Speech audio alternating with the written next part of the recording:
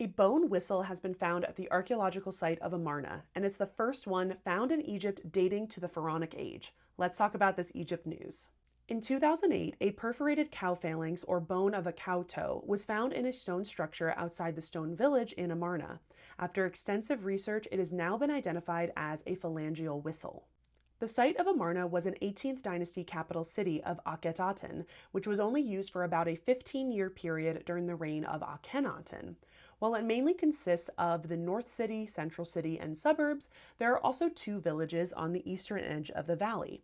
This is the Workmen's Village and the Stone Village.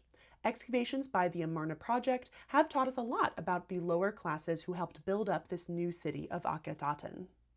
Two simple stone structures were discovered on the outskirts of the stone village and were probably built as storage or security huts to guard the elaborate series of roads between the village, the city, and the wadi where the royals' and officials' tombs were built.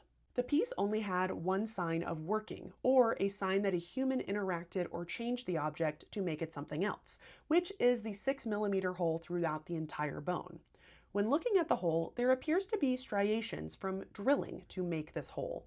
The scholars compared this piece with other bone pieces that have been used for making figurines or dolls, gaming pieces, amulets, or beads to determine what was most likely an actual whistle instead of any of those other options.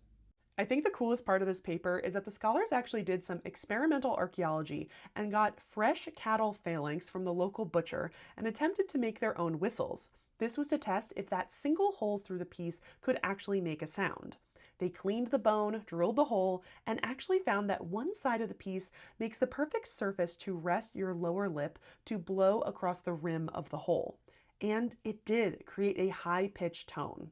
It turns out it's closer to a bird bone whistle, which has been found in earlier context. So it's theorized that this cow bone was drilled to mimic the hollow bird bone whistles. It could have been used as a bird call to domesticated animals, or for policing the occupants of the stone village. The latter seems the most likely, given its close proximity to the edge of the city where the royal tombs were located, as well as written records of the city's perimeter being strictly guarded throughout the Amarna period, like in this tomb in Amarna where you can see small little huts and men policing the edge of the city.